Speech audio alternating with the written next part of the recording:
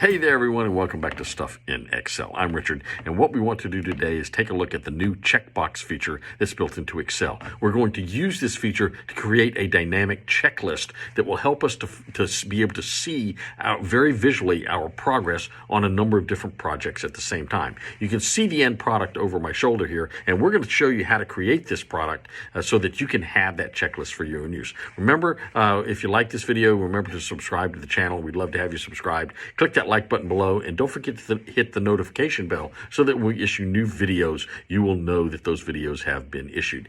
So let's just get into it. So let's say that I've got a lot of videos that I need to be creating for my YouTube channel, and there's different steps I need to do with each of these videos along the way. So I'm working on all these videos at the same time, and I need to have a way to keep track of what I've done and what I haven't done. So I'm going to create a dynamic checklist that allows me to check my progress off and to see how far I've gone on each one of these videos. So the first thing we're going to do is learn how to use the new checkbox feature. So in Excel, there's always been this checkbox you could add, but it's always kind of cumbersome and hard to use it.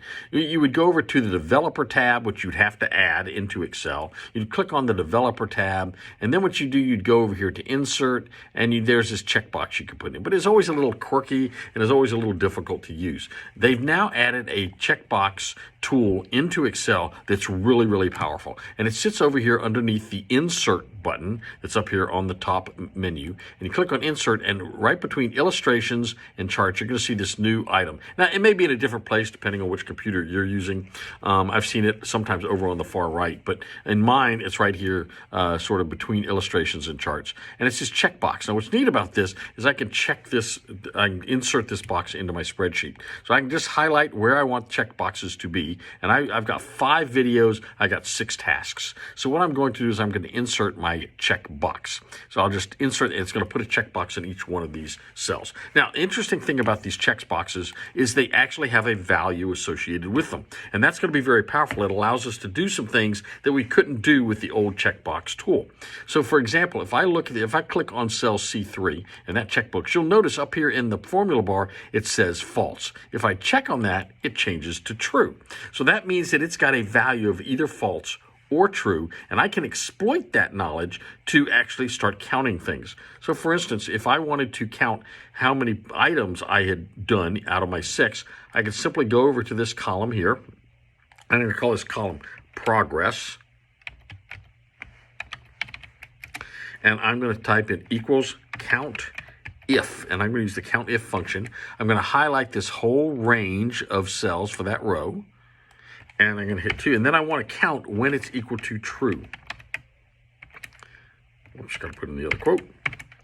And there it is. Now, it's got a percentage, because I've actually got this cell formatted as percentage. So let's change it back to number. So in this case, it's currently saying 0, but that's because I haven't checked anything. As I check these boxes, notice the count changes from 1 to 2 to 3. I can actually copy this down the page. And now, as I finish different tasks, I can actually see how many tasks I've completed.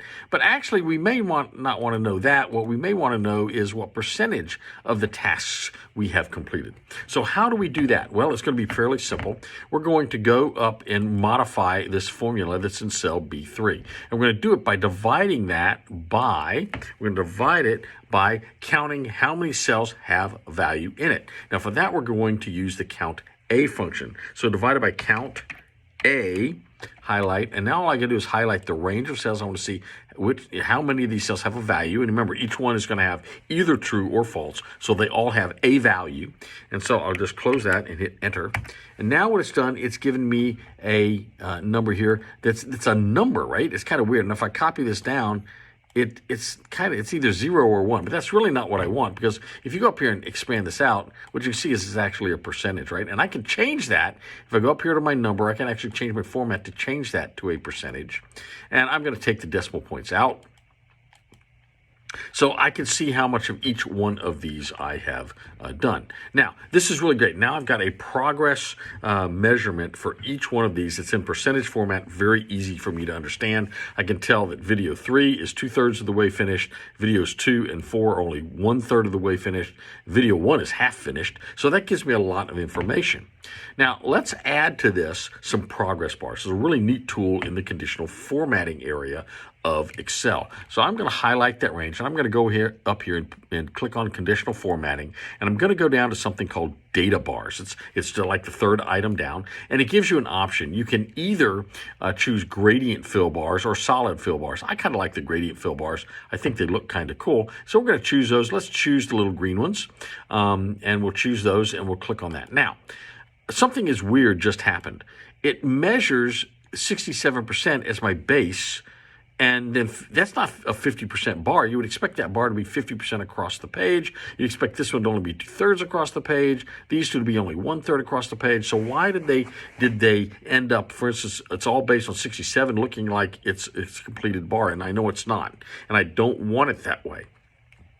Well, what's happening is that these are set up to compare to each other as relative measures. So 67% right now is the highest one, so it's going to read all the way full. 50% is a percentage of 67%, so that reads, that's not really what I want. I want raw percentages. So I'm going to go back into this conditional formatting, and I'm going to change the rules. So I'm going to go, there's two ways to do it. I can go down to new rule, or I can go to data bars, and then down at the bottom, click on more rules. So I'm going to click on more rules. And I notice here it says type is automatic. I don't want automatic. I want to specify a high and a low end for my range. So my low is going to, I can pick a number. My low is going to be 0, and it's already set default at 0. My maximum number is going to be 1. Okay, so now everything will be measured in relation to this range, the 0 to 1 range, not the relative range that it was set up for. I'm also going to set this up for gradient fill. See, it'll change the fill. See, right now I've got it on gradient green, but it's going to change it when I go to this rule. So I'm going to change it to gradient, and I'm going to have to go here and change this also to light green. And I have to do that because if I don't, it's not going to pick it up. And actually, I'm going to make it a shade darker. And so now I can go hit OK, and actually that's not dark enough. I want to pick one more shade darker, kind of like that better. So now I hit OK, and it's going to be, now look at those bars now. See, that's 50%, that's 33%. Now I could actually just change that. If I want to go back and change that rule again, I can go back into that and go data bar, more rules, and maybe I do want a solid fill, and I want it to be green at this point. And so I got it set up, and I can hit OK, and it'll boot it. But again, I changed the rule, but I didn't fix the relative, so I've got to go back and remember to do that now. So I'm going to have to go back into more rules. I got to change this to a number, and this to a number. That's going to be a 1. And now I have to go back in and change this, and I'm going to make that bar a little lighter and hit OK. So now I've got the bars I want. And as I complete these, watch this. As this goes to 83, this goes to 100. It changes, but the others don't change relative. They only change each one. So I can tell for each one of these how much progress I've made. So it's a really great way to create a project checklist with dynamic progress bars that you can look at and see how you've progressed on different projects. Hopefully this was helpful. See you real soon on Stuff in Excel.